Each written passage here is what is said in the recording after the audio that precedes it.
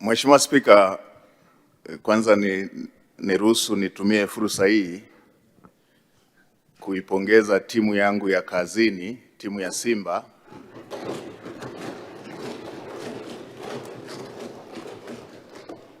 kwa ushindi walioupata kwa mbinde jana baada ya kushindwa kufanya hivyo kwa takriban michezo 8 mfululizo iliyopita. Mheshimiwa Spika,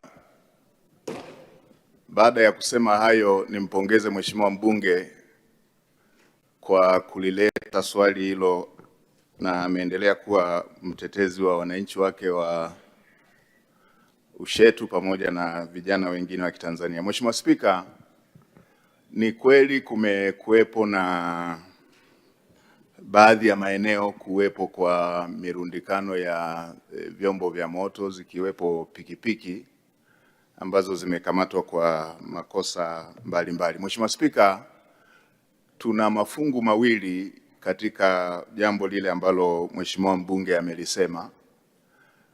Vipo vyombo vya moto zikiwepo pikipiki ambazo zimekamatwa kwa ajili ya makosa makubwa ambayo yamehusisha uhalifu wa kutumia silaha ama makosa mengine yanayohitaji chombo husika kushikiliwa kama sehemu ya ushahidi, mfano chombo kilichobeba madawa ya kulevya, chombo kilichobeba wahalifu waliofanya uhalifu wa kutumia silaha, ama chombo ambacho kimeshiriki katika makosa mengine makubwa kama ya ubakaji ama mauaji.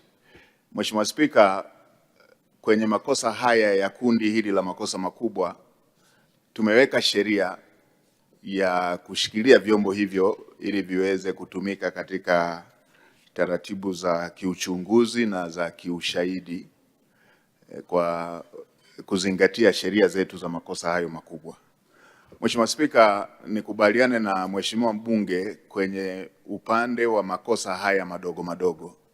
Mheshimiwa Spika, kama ambavyo waheshimiwa wabunge watakumbuka, nilikopita katika ziara maeneo yote nilielekeza kwamba vyombo vinavyotumika kwa kazi ya vijana wetu wa Kitanzania kujiletea kipato, ikiwemo bodaboda, bajaji, magari haya ya keri, magari ya biashara, kama limefanya kosa na tumejiwekea taratibu za sheria za hayo makosa na muhusika anatambulika, basi hivyo vyombo visitumike kushikiliwa, badala yake warudishiwe wahusika ili wakafanyie kazi na kupata fedha ambayo wanatakiwa walipe faini. Mheshimiwa Spika, kwa sasa Watanzania wengi wako na vitambulisho vyao vya taifa, wanafahamika na vyombo vyao vimesajiliwa, wamiliki wao na wanaoviendesha wanafahamika. Hakuna ulazima wa kushikilia chombo hicho badala ya kujikita kwenye utaratibu ambao tumejiwekea wa faini, na tumeweka muda ambao aliyefanya kosa anapaswa kuwa amelipa. Mheshimiwa Spika, nitumie bunge lako tukufu kuelekeza tena, mahali popote ambapo kuna vyombo vya moto bado vimeshikiliwa na havijafanya makosa yale ya kundi la kwanza nililosema la makosa makubwa ya uhalifu, mauaji, nyara za serikali, ubakaji, madawa ya kulevya.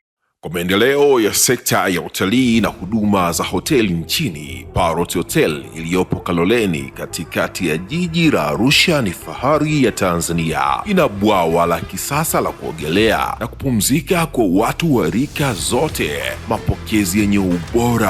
Hapa utapata kahawa safi na vinywaji baridi vya kila aina, lifti za kisasa za kupeleka kwenye floor 13 zenye vyumba zaidi ya 100, vyumba vya kulala vyenye mazingira salama na tulivu, vyenye joto la upendo na baridi ya starehe, kumbi za mikutano zenye vifaa vya kisasa, mazungumzo ya kitaifa na kimataifa, sehemu nadhifu ya chakula yenye kuleta hamu, vyakula vyenye viwango vya ubora wa afya. Baada ya uchovu wa kutwa nzima, kuna baa ya kipekee kwa jioni yako ya kukumbukwa. Karibu Parrot Hotel kuonja ladha mpya ya maisha.